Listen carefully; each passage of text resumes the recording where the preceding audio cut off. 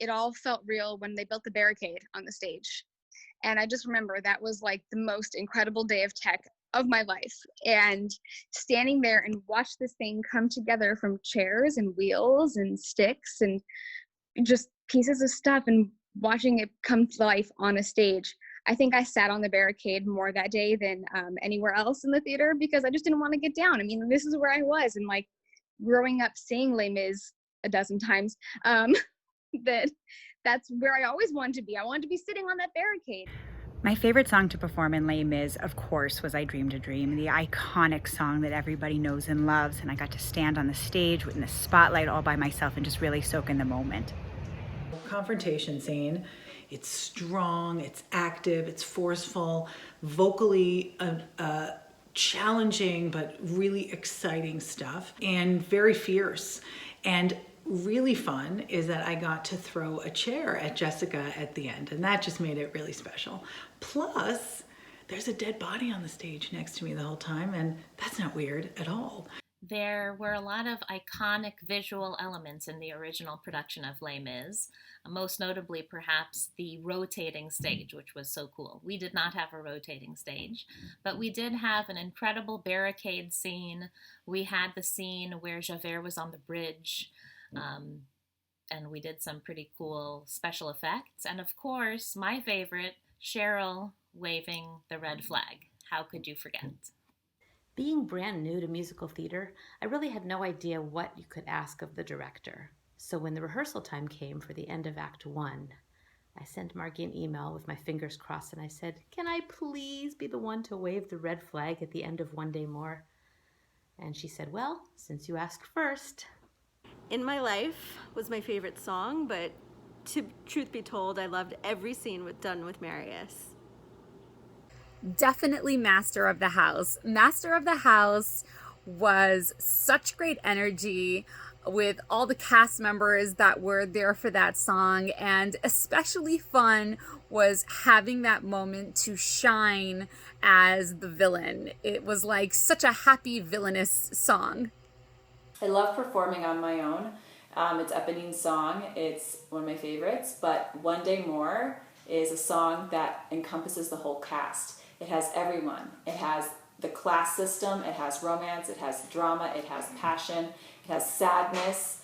You see every single character in their own light, and that song, when you start it, you gotta finish it, and that song is the song of the show. So for me, One Day More.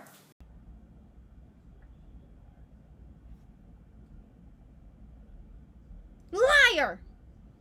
That was my favorite line in the entire show. I just felt so triumphant and sneaky, exposing Inspector Javert for who he really was. And I felt very relevant to the plot. I actually hadn't heard a lot of the music from Les Mis. I think I only knew of Castle on a Cloud and On My Own. So actually every song that I learned for Les Mis was really fun because I really got to learn how beautiful the music was. I really liked singing Can You Hear the People Sing? And I remember the first time hearing in rehearsals the song A Little Fall of Rain and remembering thinking just how incredibly beautiful that song was. So I didn't sing that song, but I think that was one of my favorite songs from the show. I really loved smoking a fake cigarette on stage. One Day More is my favorite song from the show, but when I look back on our production, the scene that I'm most proud of is Empty Chairs at Empty Tables. I was at Bed Bath & Beyond when I saw those candles, and I got the idea to have all of Marius's friends who had been killed at the barricade show up in empty chairs as ghostly memories, each one carrying a candle. They were $9.99 for 3, and I remember standing in the aisle trying to remember how many actors were in that scene so I would buy the correct number of candles. The visual of all of them standing there with their candles while Rona sang her heart out, it still makes me choke up nearly 10 years later. My absolute most favorite scene in the entire show is when Rona sings Empty Chairs and Empty Tables, and we all come out with our candles, and we are the ghosts of all of her friends representing what she has lost.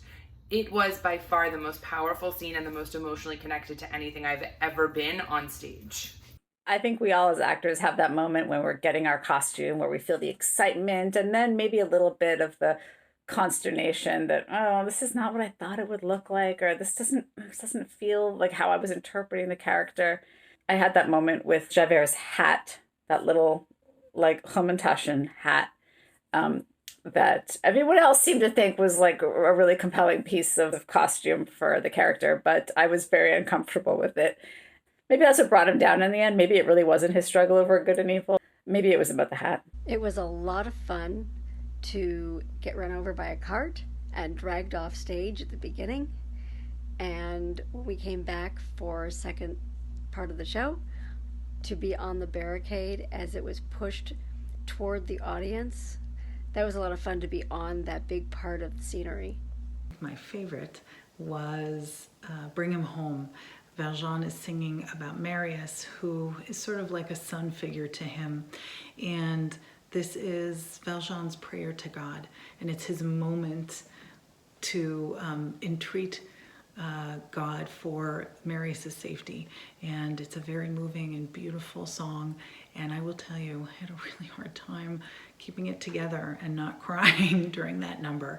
So if you see me choke up over there a little bit, that's what's going on.